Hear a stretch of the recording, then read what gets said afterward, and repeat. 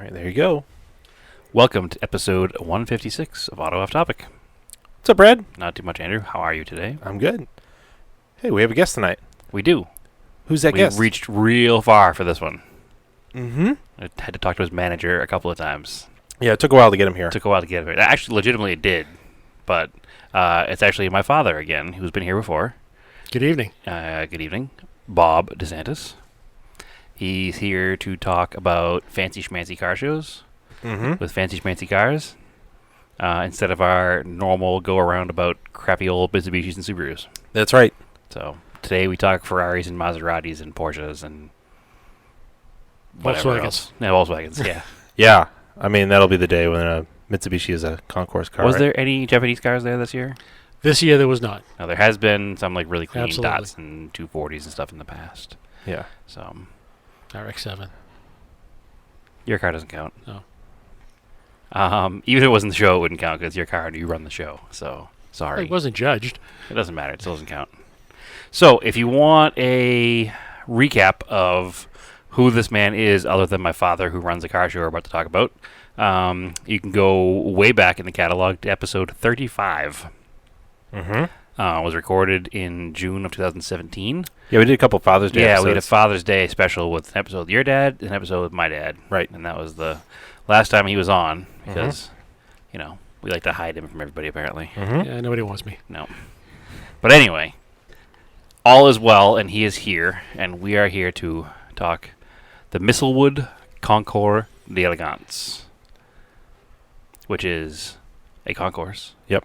In Beverly, Massachusetts, in the tradition of every concourse. Mm-hmm. And it was originally, it's kind of a spin-off of the Castle Hill Concours d'Elegance that was here in Massachusetts. I don't know if it's called a spin-off, but continuation of a lot of the same people are involved. Because once that one shut down, there was no local concourse, and this became the new local concourse. So, and it was the 10th anniversary this year. It was. So there's a lot of growth going on there, and a lot of cool cars were there. And I guess we'll just jump right into it. Well, when is it traditionally? Because this is well after it. It's Yeah, we're about a month after right now. It's It's the usually third the weekend third in weekend July. Yeah. okay. So traditionally, look for it third weekend in July. You know, Yep. It's been the last 10 years, same place, Beverly, at Endicott College, Endicott College. the Misselwood Estate, which is a really fancy location. They have weddings and stuff there. It's on the ocean. Like, it's really pretty. It's a beautiful spot. Yeah. Yeah. Yeah, it's a really nice place. It's usually the kind of thing that I'm not real into, and we're not really into as a group because it's not like a budget, affordable car kind of deal. But it is nice to see some really nice cars once in a while and get yourself involved with with that end of the hobby. Get a little champagne taste. Yeah, there is champagne there as well, Yes, for sure. there is. The whole event is catered and everything. Okay. So I think local catering company Vinwood Catering does a pretty big spread there every year. So it was you're not going to go hungry if you buy the right ticket. We'll put it that way. No, you're not. So, is there anything you would like to say about the history of the show before we get into this year's show, or? Well, the history of the show is, yes, this is our 10th anniversary show, which I can't believe it's been 10 years since we started this. But I was involved way back when in the Castle Hill Concourse. I was a judge in that. And when that ended, you're right, there was nothing in this area at all. Then I was contacted by the college and asked if I was interested in running another concourse, and I really couldn't say yes fast enough. It's the location is unbelievable. It was just a perfect place to do it, and I really was happy to get involved again. And we did, and I do it with a friend of mine, Rick Beekoff, who was the other person that runs it with me. And he'll tell you the same thing. When you start doing a concourse, you're going up to people going, would you please bring your car to my car show? And now we're to the point where people are coming up to us saying, can we please bring our car to your car show? So, traditionally, a concourse, for those in our audience who are obviously, cheaper car based or car shared, cruise night people, is an invitation only show. It's not something that you can just show up to a day of and be like, oh, I'm going to enter my car. So it's an invitation only show. You need to be invited there. People need to know what your car is basically before, because they need to invite you. You have to apply. So, okay, you do apply. You do Okay. apply, and it goes through a process where it's myself and Rick Beekoff, and we decide which cars are going to be able to come and which cars can't. Okay. And we're to a point now we do actually have a waiting list to get into the Really? the concourse. It's grown that much, and the quality of the vehicles you're never going to see anywhere else. Yeah, for sure. Other than other concourse. Yeah. Oh, And I suppose you don't want to have the same cars repeat because you want We to have a 3-year turnaround. Okay. Okay. So you can go for 3 years straight, or you have to wait 3 years before you You can have to come wait back? 3 years unless you're a class winner. If you're a class winner, you're invited back the next That year. explains a couple of the cars. Okay. Then. Okay. That's very cool. That keeps it fresh. Yes, absolutely. Cool. Awesome. And that's for a car or for a participant by car, correct? For car. Okay. 'Cause So there are a lot somebody of has a participants, collection, then right. they can go. You know, Exactly. if they have more than 3 cars, then they can just keep rolling every year as long as they're. And we have those. Yeah, I'm sure you do, because most people who have these blue chip kind of collector cars don't have just one, so Right. they'll have a few different ones. How many cars apply every year Well, versus how many get in? Well, the field holds 100 cars. Yeah. This year we had 23 motorcycles, Yeah. which you can put motorcycles anywhere. Yeah, no, But actually, 100 cars yeah. is pretty much the limit, and we'll usually end up with, we'll send out to different people that have been there before, different collectors. We'll send out invitations to them, and we'll end up with maybe a dozen cars on the waiting list. Okay, so you have 112 cars 112, apply. 115, whatever. In case you need alternates or So far, yep. Is there anybody that tries to apply every year and keeps getting rejected? Other than me, obviously, with my we Mitsubishis. have had a couple of cars we've had to say, you were here last year, but Would- and people understand. I would mean, they know how it works. Would the concourse be improved by a Dodge Colt? Yeah, that would probably chase people away. I don't think that's true. I don't think it would chase people away if it was one Dodge Colt. I think people would say, like, apparently one of the catering employees got their car parked back here or something. Well, I'll tell you, when you do your 100-point concourse restoration on your Colt, I'll be happy to have it there. You laugh. I would absolutely have it there. All right. Anyway. It's on record. It's on record. Yeah, I cannot wait now and he's well aware that I have a '74 sedan with 10,000 original miles on it, I would absolutely have But it that has to car be at the show. concourse level. and it will be. So Yeah, we'll bring it there. I'm good. anyway, but unfortunately, it'll be in the wrong side of the country by that point, so I'll have to get shipped here, and I'll just go to Pebble Beach. They'll accept me anyway, right? Yeah, the lemon show. Shh, Andrew, stop it. Okay, so 12 cars don't get in a year. I'm surprised there aren't more, actually. Well, it's grown because last year was actually the first year that we had a waiting list. I think maybe my question wasn't quite exactly that. It was how many cars do you get that it's just like that car is not good enough to come to the show? Ah, okay. That's more the question. okay. And you don't have to be specific because you don't call anybody out. Yeah, it's But I mean, like if I apply with my Dodge Colt, which obviously I'm not going to, and I'm not your son, what do you do? How many of those do you get a year? Because there's only 112 people applying. That surprises me based on how big the show is. Like just enough people apply. yeah. But we'll get. It's more than that because we will get several cars. We just got to say, I'm sorry. It's just Your car is crap, and you have to go home. not like that. Oh, no, okay. it's just In your head, you say it like that. You got to be politically correct. Of course you do, but you do get a few every year. So Absolutely. okay. Oh, absolutely. But That's you're why I was also kinda doing a curious. lot of curating and inviting, so you're not really. Oh, absolutely. Yeah. But just like anything, as something grows, the first time you go to something, if I'm just a Joe Schmo off the street that sees this car show, and I'm like, oh, I'd love to have my car in that. And I go home and I get my Bondo Bucket, 73 Camaro, and I call you up like, hey, I'm ready to come to your show. I'm surprised there's not more of that. That's Yeah, all. we've had people come to the gate and try to drive in. I want to bring my car to the show. Yeah, I've It's been like, that. I've seen that before. Yeah, I'm sorry. It's not going to happen. Yeah.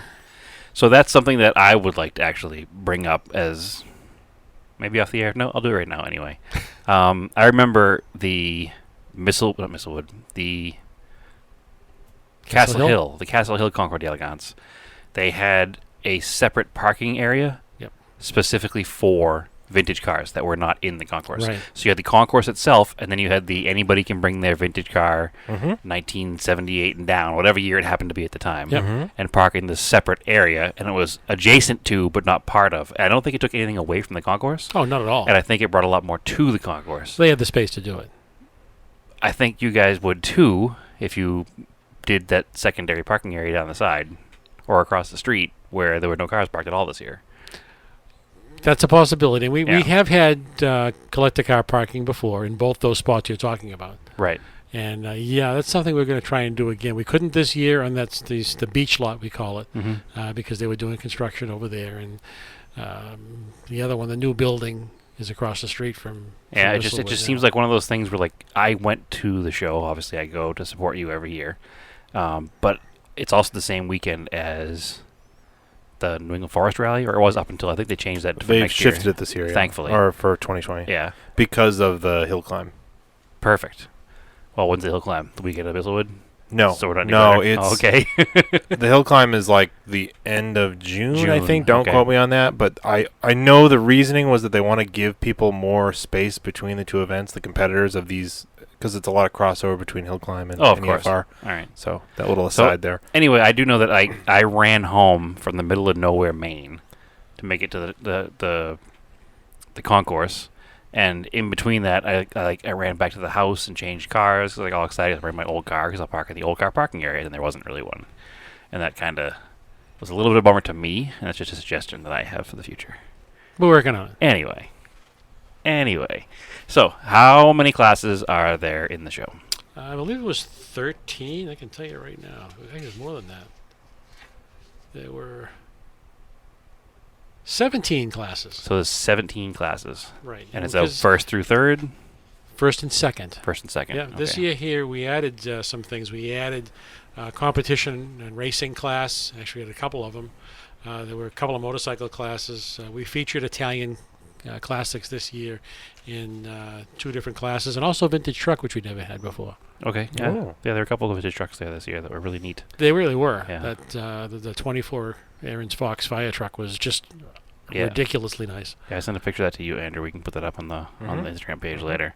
It's just a giant piece of polished brass, basically. Oh, it was incredible. It was pretty ridiculous. Brass and gold leaf. And the thing is the size of 30-foot straight job. Like it's Yeah. a huge truck. Yeah. It's not small, and it's 2 people like way up high in the middle of it. And he drives it. The guy drives it. Yeah, it's really cool looking. And there was a U.S. Postal Service truck too. That was. Yeah. I think those are the only 2 Yeah, trucks. That fire truck was shipped down from the central part of New Hampshire.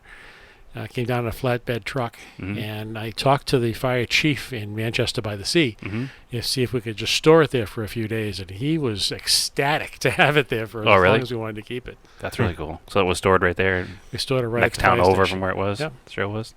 That's really cool. I bet the fire department there and all the guys probably loved looking at Oh, that they thing. loved it. Yeah, it was great. And wondering how to use it because it's probably completely foreign to them. Be like showing a new computer guy, be like, all right, now run a DOS program. I don't know. That's cool, though. So 17 classes, 2 awards per class, Correct. 100 cars. And special awards, too. So you get a pretty good chance of bringing home some hardware if you have your car there and you're in the right class. Well, true. And you got to understand, too, that when it comes to a concourse, the cars that are in this concourse, pretty much any car in the concourse would win at any local show. But you're putting these cars up against some of the best in the world and the best the best there are. Yeah, because cars come from all over the country for the show, correct? Right. Yeah, absolutely.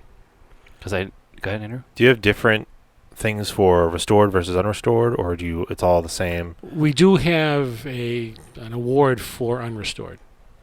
But within class, there's no definition. Within class, there is none. Okay, so something that, say a Ferrari that's completely unrestored, full of race history, Enzo Ferrari licked the steering wheel. It's like that's That's going to win. That's going to win, yeah. Versus like a 100-point concourse of something else, possibly. Like, Mm-hmm. Yeah, I mean that happened at Castle Hill one of the last years we had it there, and I'll never forget the car because it was probably the most historically significant car I'd ever seen in my life, and it was a 1934 Maserati, mhm. and the car won the world championship in 1934, driven by Tazio Nuvolari, which was cool enough in itself. But Yep. the whole thing with the car was it was the head of the team that year was, I'm sorry, not Maserati. I meant Alfa Romeo. I'm sorry. The head of the team that year was Enzo Ferrari. Yeah.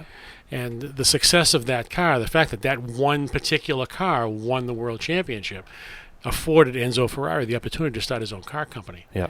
And I'm talking to one of the other judges, and I'm standing in front of the car going, do you realize the significance of that car right there?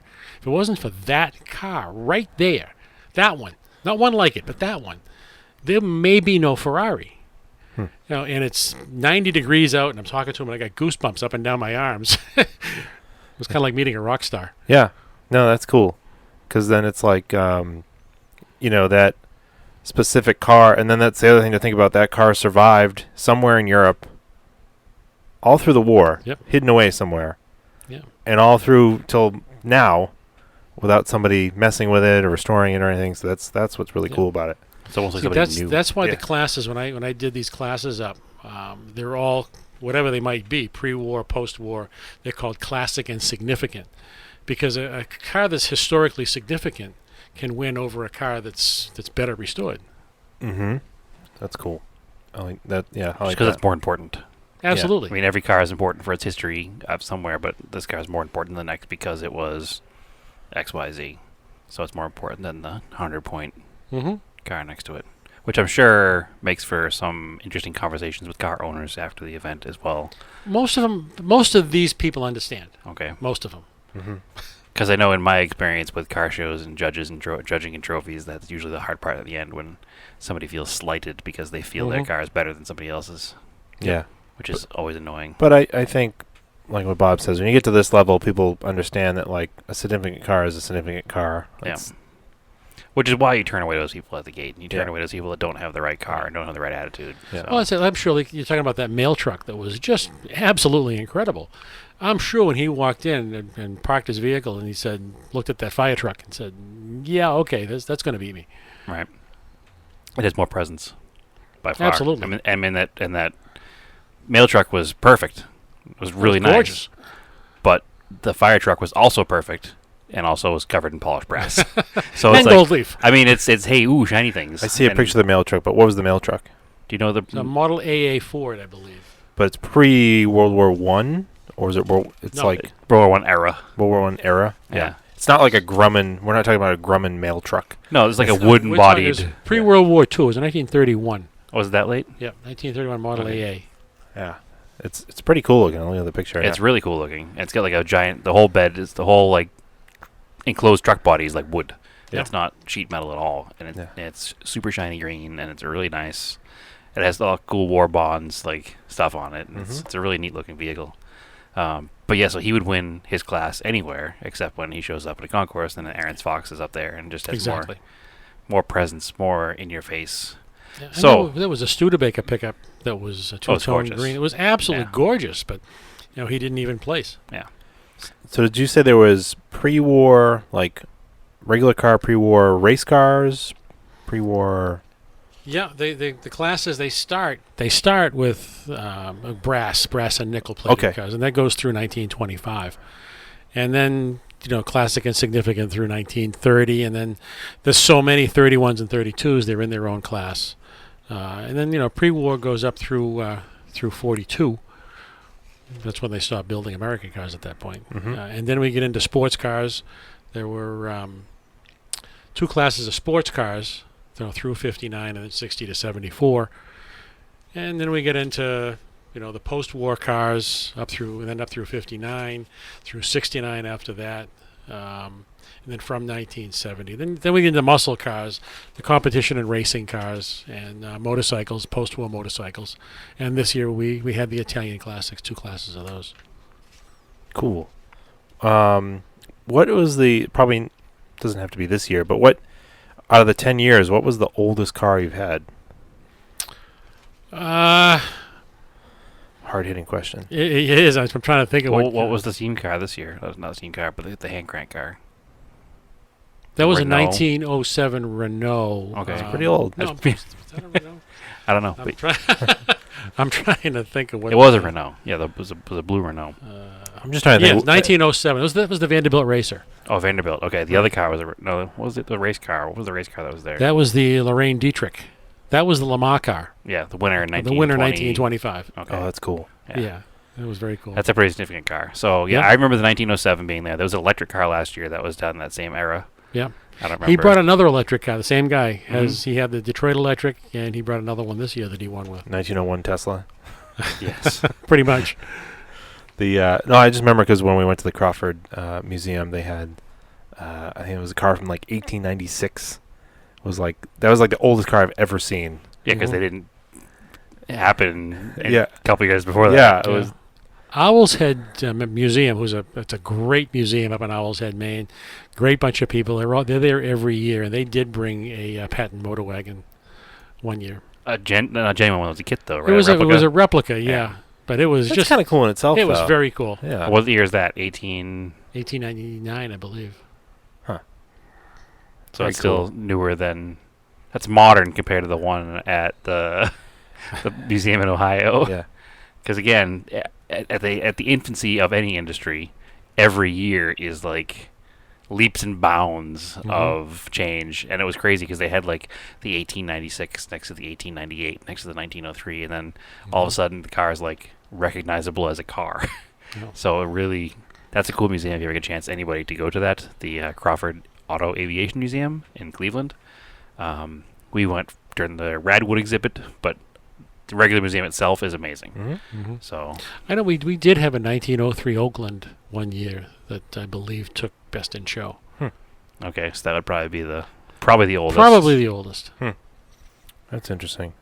It just like it. I thought of this the other day because there was a local show we had in Salem, and there was a 1920T, and I was like, "Oh, that thing is nearly 100 years old. It's 99 years old. Like that's kind of crazy." Yeah, And patent motor wagon was 1885. I thought it was a little earlier than that. Yeah. all right, cool. And it is crazy to think that there are cars now in existence that are 100 years old. Mm-hmm.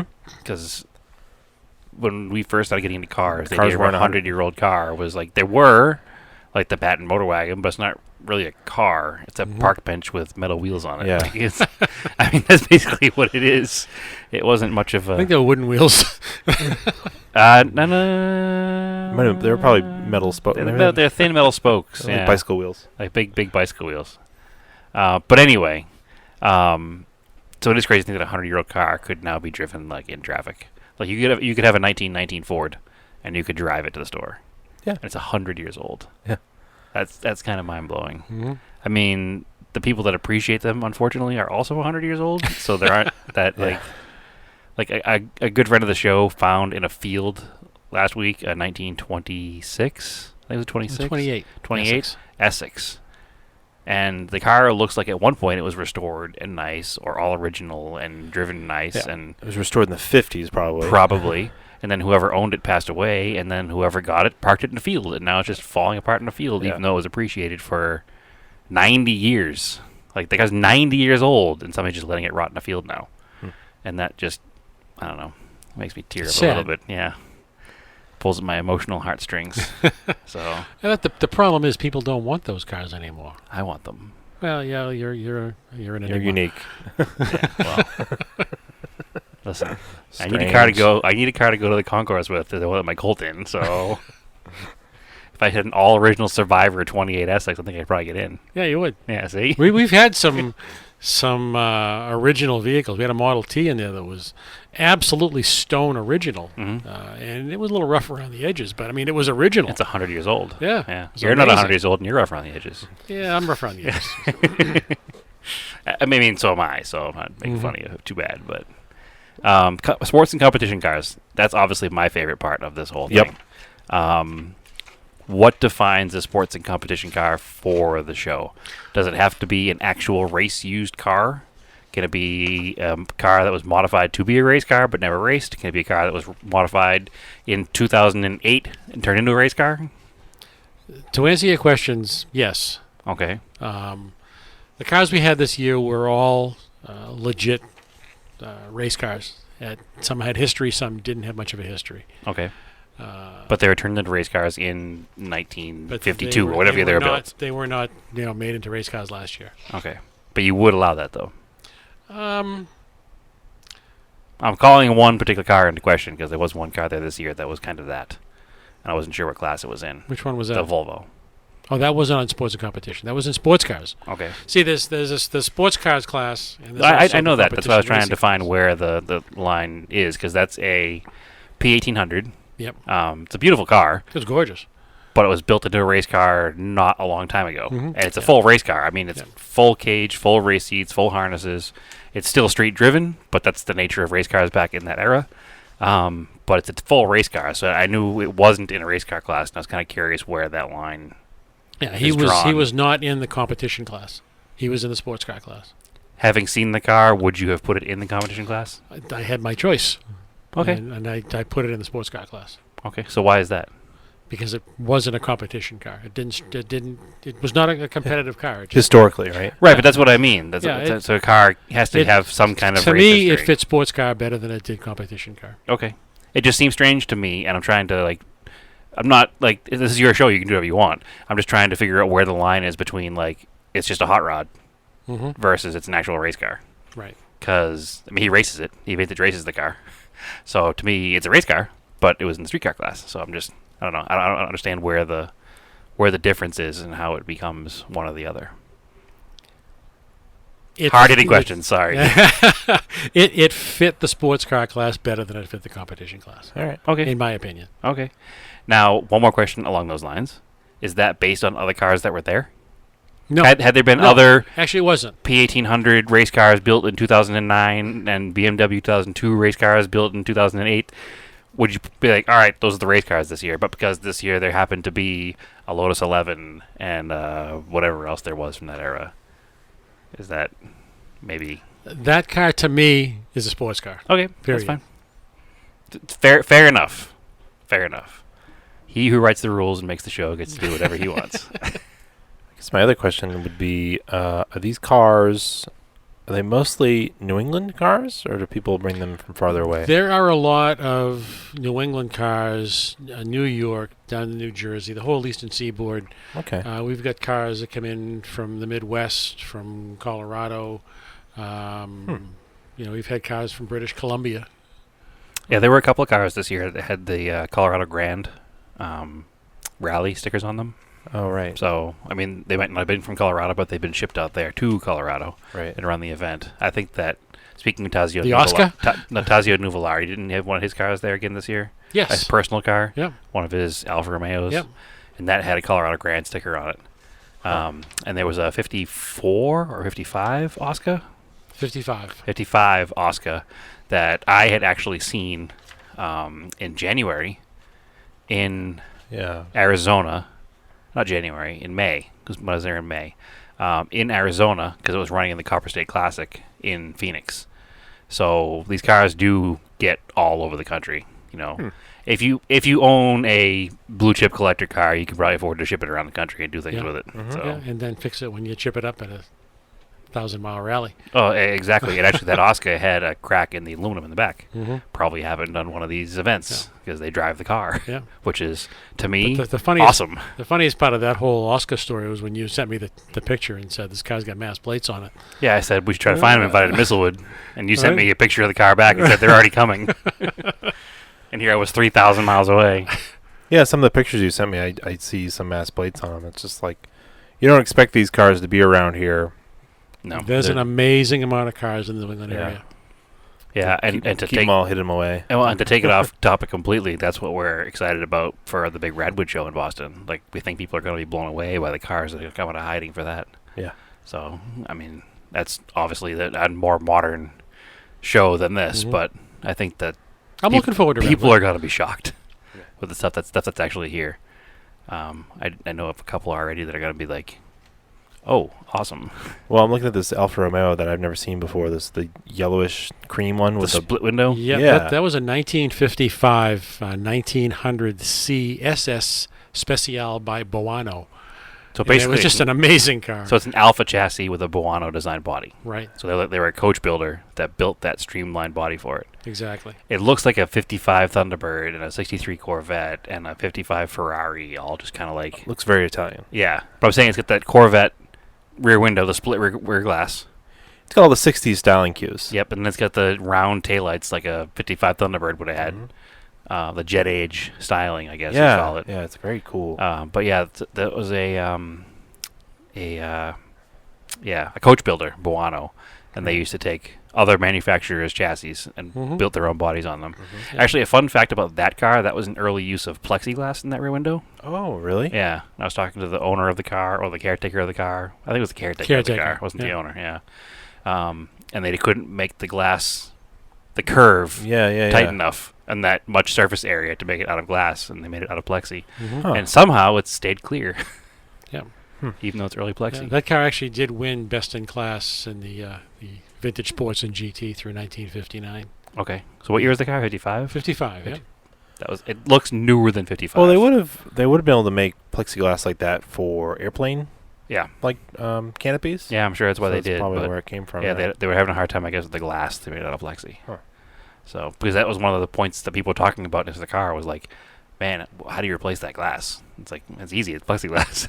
It's not even difficult. So, but it's a really cool car. I think we'll definitely put a picture of that car up. You should. I have some better pictures of that car, Yeah, actually, yeah. Andrew. I can send you later on. That thing's really cool. Chrome wires, the skinny wheels, like, it's just, and it has the twin cam alpha motor, so it sounds awesome. The car's really neat. Really neat car. So that would have been non-racing sports car. Correct. Yes, I like it. Correct. And that's the other thing, too, is all the cars that are in the Concours drive onto the field. Mm-hmm. They might get trailered to the show, but they drive onto the field. Is it you have before the day? Let me try again. The day before the concourse, you have the Tour d'Elegance. Correct. And is it in order to place a trophy? Do you have to participate in the tour? There is one trophy that you go for that you have to take part in both events Okay. for the weekend. And the tour is really nice, and you see some. It's just amazing to see some of these cars actually driving down the road. Mm-hmm. It's a 70-mile tour, so Right. it's not like you're just going up the street and back. So what's the award that you get for participating in both, or how does it? I'm trying to think which name it is. We named it after the president of the college, Dr. Richard Wiley, who passed away last year. Okay. And that's awarded to a participant of the entire concourse weekend. The vehicle must have attended both the tour and the concourse to win that trophy. Okay. And what car won that trophy? The 1968 Lancia Fulvia Sport Zagato was the Yeah. white one. Yep. Oh yeah, yeah. I got pictures of that in there, too. That's really cool. Very, very cool looking car. Yeah.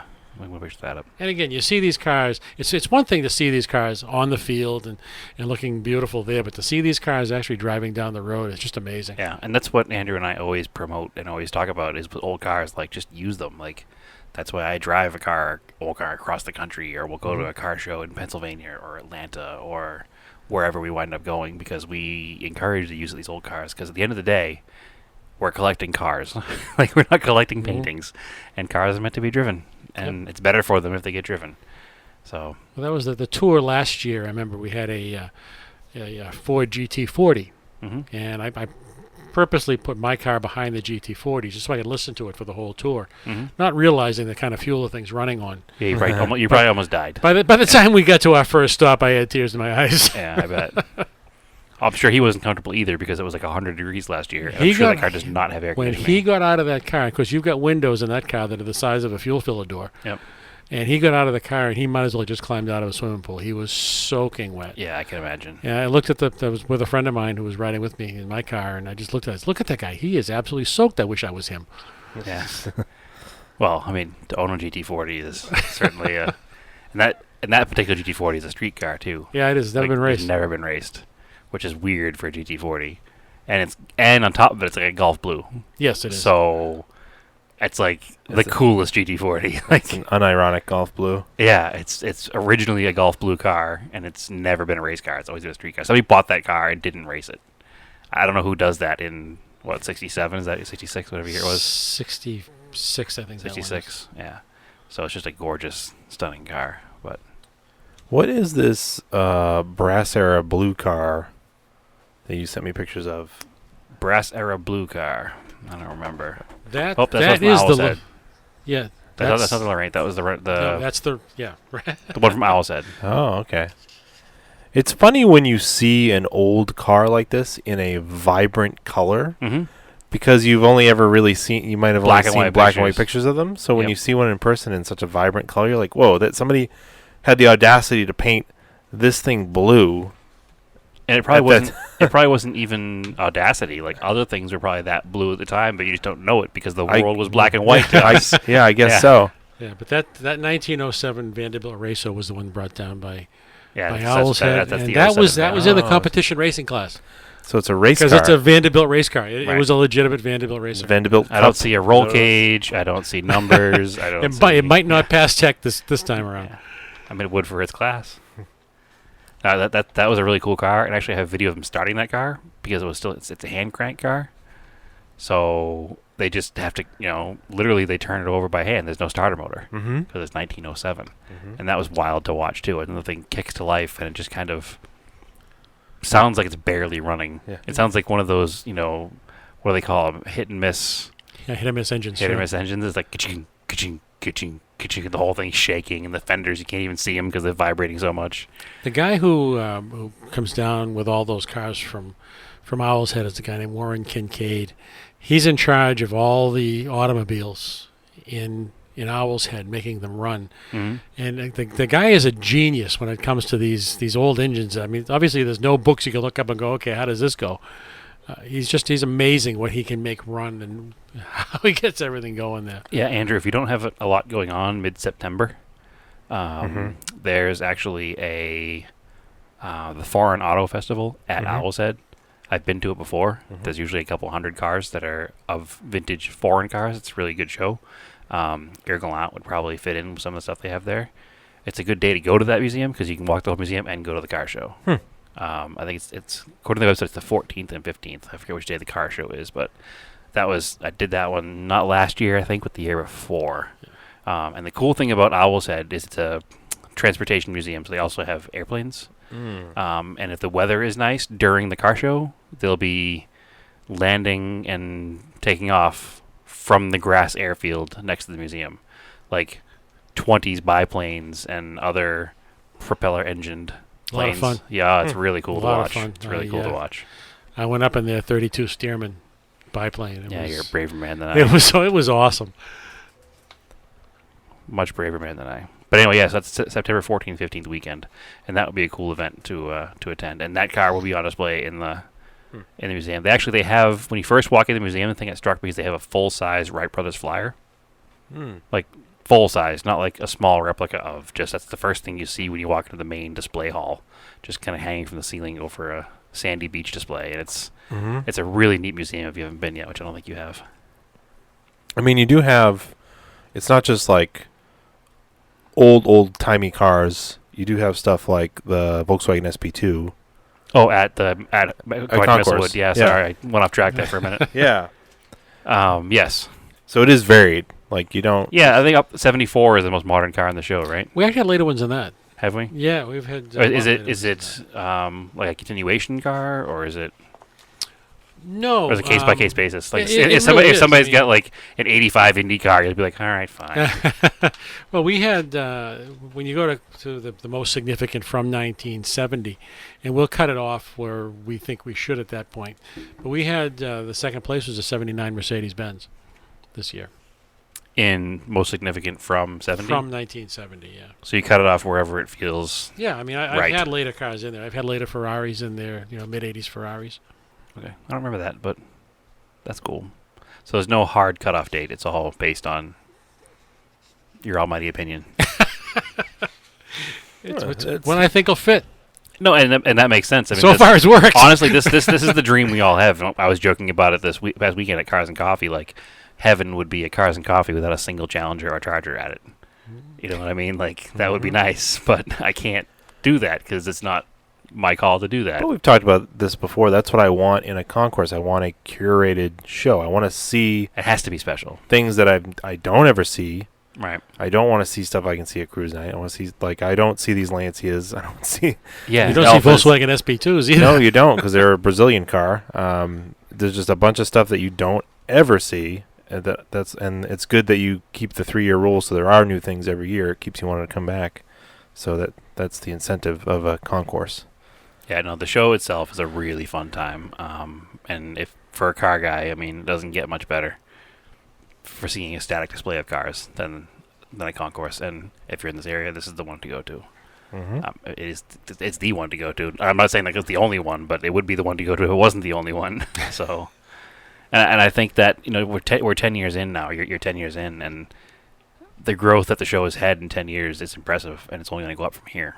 So yeah, the quality gets better every year, and the support we've had from Endicott College was incredible. Dr. Wiley, I mentioned him earlier, who passed away last year, he was our biggest cheerleader when it came to the concourse, because he realized that it was more than just what you're going to make at the end of the day. I mean, he'd call me up a couple of times just to tell me that someone had applied to the college from the West Coast because of the show, because they've heard it from the show, and he loved that. Oh, of course, that's awesome. Yeah, that's cool. I had something else, and now it's gone. Well, I like too that the way you use the grounds, you've got everything set up in a display. You kind of stage everything in a way where they fit and where they look nice. It's not a parking lot. Exactly.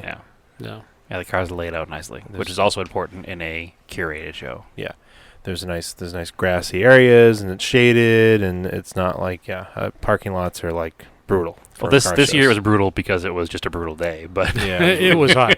I mean, this is an oceanfront property too. Like it's a big open ocean in front of it, so usually you have a nice breeze off the ocean. And, I mean, you can't go swimming because there's no beach; it's a rocky shore, but it's definitely a nice scene. There's sailboats out in the ocean, and it's a fairly high end part of town. So there's a lot of sailboats and boats kind of floating around outside as well the whole time.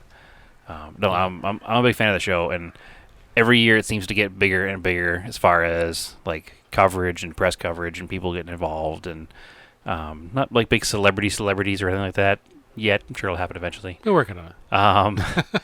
But what you'll have different magazine coverage or website coverage, and I think it's only a matter of time before it gets to the level of a Greenwich or something like that, where they have. Well, it's funny. We had an article that was done. Hemmings did a great article about us this year. Right. And we had a great article done last year by Auto Week. Yeah. That said that Greenwich and Misselwood are the only two real concourse in the Northeast. Right. Which I was blown away by that. Yeah. And they are. I mean, there aren't any others. There's another show that we won't mention the name of that actually Andrew and I went to this year that bills itself as basically a concourse, and it's far from it. So far, like as far from it as you could be. It's like going to a steakhouse and getting McDonald's was basically what happened when we went to this show. Well, yeah, it's like there's a really nice steakhouse, and then there's the Outback. Right. This show is the Outback, and Misselwood is the really nice top of the hub. Top of the hub. Yeah. And again, no, I wouldn't even say it's the Outback, because I could eat the Outback. I wouldn't go back to the show. I like the Outback. Yeah. Well, don't say that too loud. You're running a Misselwood. You're running an exclusive show. You can't let people know you eat the Outback. I still like the Outback. Yeah. You got to keep the mystique that you're. Steak. Yeah. Yeah, it's on a budget. Right. Anyway, this podcast is brought to you by Outback. That's how steak is done. Is that their slogan? I think it's. No, I don't know either. It's steak for beer. Wait, no, it's Australian for beer. I don't know what's going on. Mate. I don't like the Outback that much, but hey, it's better than Applebee's. So. Anyway, also about the show. Yeah. Motorcycles. All right. Yes. Hasn't always been a huge turnout of motorcycles. No. In fact, it's usually been almost exclusively one collection that comes kind of every year. What made the change this year? What happened? Well, the Cycles 128. Yeah, and again, I'm not saying anything bad. They usually no, bring their that's whole collection down because they have the local collection of motorcycles. Right, and Rob is a great guy, Rob Sarandola, who owns the Cycles 128, and him and Steve Keegan, who has a pretty good collection himself. They really got the word out this year to get some other motorcycles in. And it was really their word of mouth that helped bring a lot of other bikes in this year, including that Bruff Superior and some just incredible motorcycles that were there this year. I was thrilled to have them. Yeah, there was a really cool display of bikes. You probably, 25 or so? There were 23, I think, motorcycles. I guess I nailed that on pretty You're close. pretty close. I was going to look at some pictures of them that I had taken so I can remember what bikes there were. But I'm going too slow to do that for a podcast time here, unfortunately, it looks like. That's all right. It was like old motorcycles, right? Yeah, I mean they're all Mostly old stuff. Pre-war and post-war classes. Yeah, Okay. they're all up through like the 40s. That's about it. Okay. So on a personal level, So stuff before Post-war bikes went through. Well, the two winners were 64 and 65 BMWs. oh, okay. would this be stuff before? Do they have standard controls? Is that what? Well before standing controls. Oh yeah. Yeah, standing controls weren't even until the 60s. Well, when 70s. the British motorcycles left would and right brake on the shifting. left and Yep. shift on the right. 72. That was 74. Was that late? 74. Yeah. Wow. Okay. Hmm. Yeah, it's stuff like this 1919 New Imperial. Like, Huh. it almost doesn't even resemble a motorcycle. 'Cause Mhm. It's Yeah, so it's much. like a powered bicycle. Yeah, and then there was some newer stuff like this MV Agusta. Oh, single. that's awesome. Yeah, that's a 50s bike, I assume. Yeah. You can see the inspiration that Honda pulled from stuff like that. Oh, for sure. Yeah. Yeah, the bike industry was always kind of everything kind of looked like everything a little bit. Yeah. You know, the design wasn't as flashy as cars even, so it was harder to. I feel like one year there was like a Honda Cub there too, right? Yeah, that's one of Rob's bikes. Yeah. He usually Mhm. brings that original like 65 Honda Cub. Yeah. So He has a couple. He has a 25 Douglas. He's brought a couple. Yeah, of with a times leather now. belt that runs it. It's amazing. Yeah. It's just a beautiful bike. And the thing runs and It's drives. got And a leather belt like tank tracks. Like it's a bunch of little 1-inch sections of rubber belt riveted together. Not rubber, leather belt riveted together to make a belt that drives from the crankshaft to the rear sprocket. It's wild. Huh. Like absolutely insane. So on a personal level, what's your favorite vehicle this year that was at the show? boy, that's a tough call. That Alpha we talked about earlier was pretty amazing. I'll Mhm. tell you, I was really taken by that Volkswagen SP2. I mean, and if Uh-huh. I'm looking at cars that I could say, okay, someday I could actually own one, it would probably be the SP2. Okay. But I mean, you look in the courtyard where the Maseratis were, the Ferraris were. You really can't turn your nose up at those either. No. So I don't think I had a favorite, but I don't, like I say, that probably the Alpha from looking at it from the outside and Mhm. cars that I could actually afford maybe someday. Probably that's at the SP2. Yeah, I could afford the golf cart they used to shuttle people around in. That's about it. My personal favorite was that 61 Imperial wagon, a New That Yorker, was really New Yorker cool. wagon that I That was put very cool. pictures up of on the Yeah. page already. But there was also a whole display of Paul Russell cars. Paul Russell was one of our features this year. Yeah. For those not in the area, maybe you have heard of him because he is pretty world famous. He's one of Mhm. the premier gullwing restorers. Yeah. But he also does a lot of other cars, and he has A lot of Ferraris. multiple Pebble Beach wins Absolutely. in his. Mhm. And it was we've been working on Paul to get him to bring some vehicles Right. because the problem is we were always kind of running up against Pebble Beach. Yeah, Yeah, It's their Pebble Beach crunch is like time. 2 weeks later. And, Yeah, you're right. He's trying to get cars ready for Pebble later, Beach, and whatever. I understand that. But this year we ended up moving things around a little bit, and there's enough time between the two where he was willing to bring some vehicles out, and I went down to his place and met with one of his guys down there about bringing cars, and he sat down. He said, "Well, which one should I bring? Should I bring this?" I said, "You know what? bring them all. Here's what you're gonna do. Yeah, All you gotta do is tell me how many, yeah. and then you can tell me what they are later. Because I'm not worried about what you're gonna bring." So he had a 250 GT Ferrari there, right? yes, Which was a competition car. Hmm. The maroon one. Or was that a street car? that was a street car. Okay. He had a Porsche 550 Speedster. Whoa. Yeah, Oh, it's that like, was- like the real deal. Like, That's the only one I told him I want that car. yeah, There. not to bring up the James Dean thing, but that Porsche, the James Dean little bastard Porsche, but like obviously not that Porsche. Yeah, that was the 550 Spider. Yeah. He had a 356 cab that was there. That was gorgeous.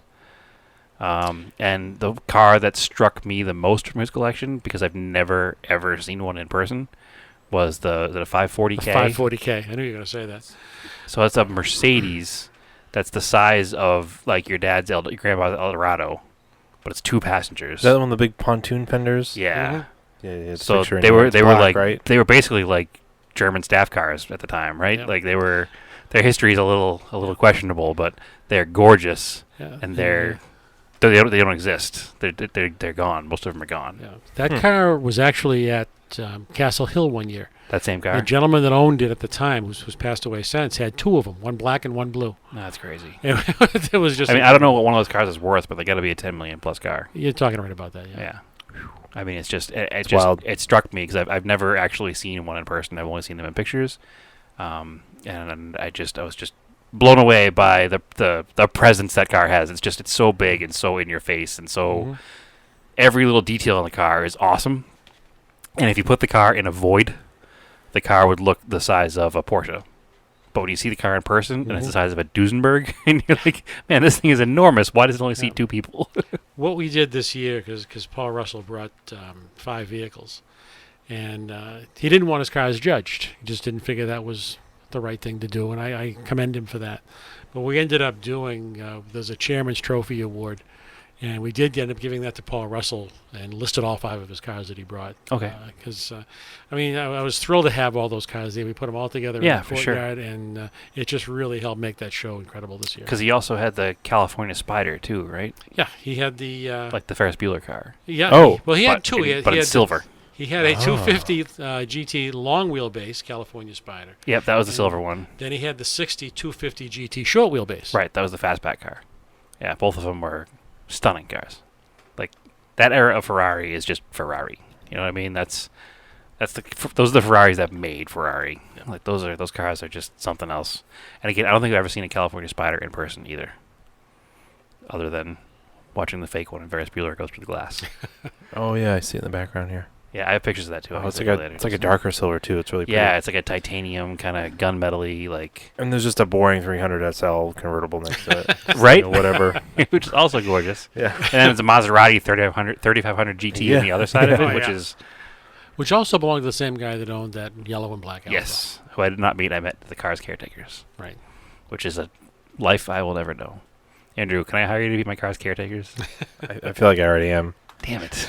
It doesn't pay very well. Damn it. Yeah, but get to work on Colts. Yeah. Oh. Well, you're not going to much longer because all the cars are going away. Eventually. No. You guys are mean. To the concourse, obviously, is what I meant. Yeah. Brad's concourse. He's having his own concourse. Yes. Concour DeSantis.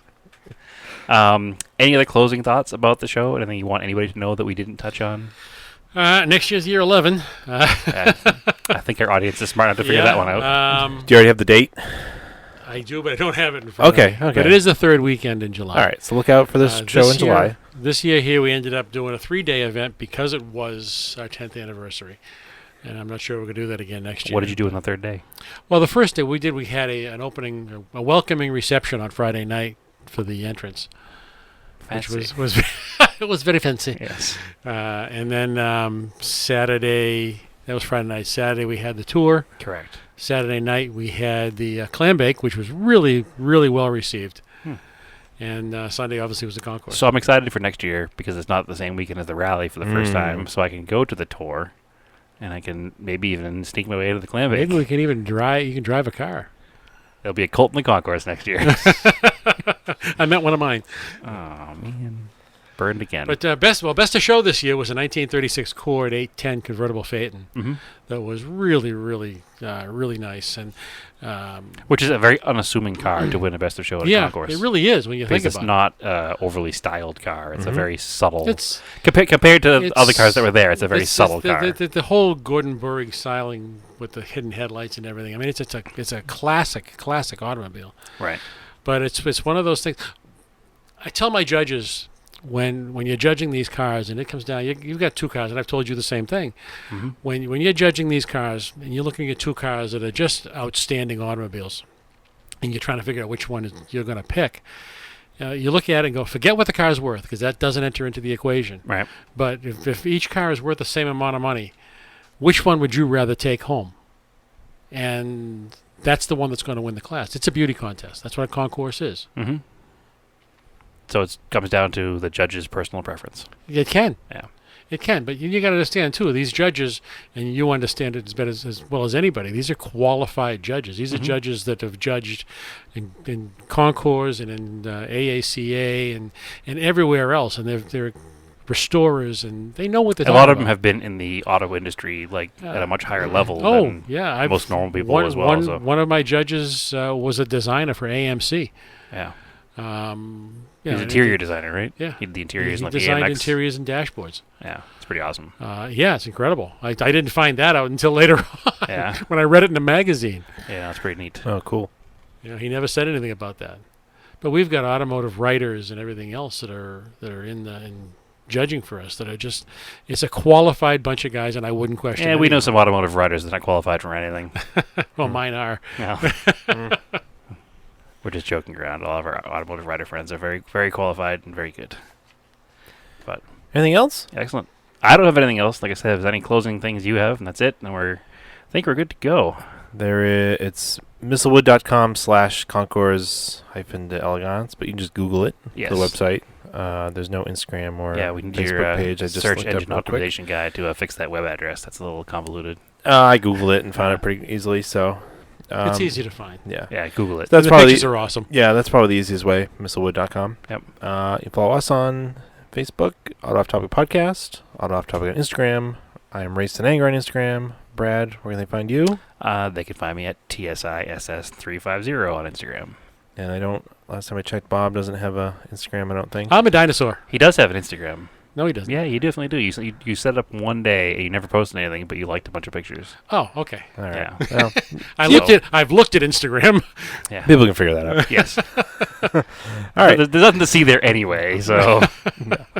As always, keep cars analog and aim for the roses.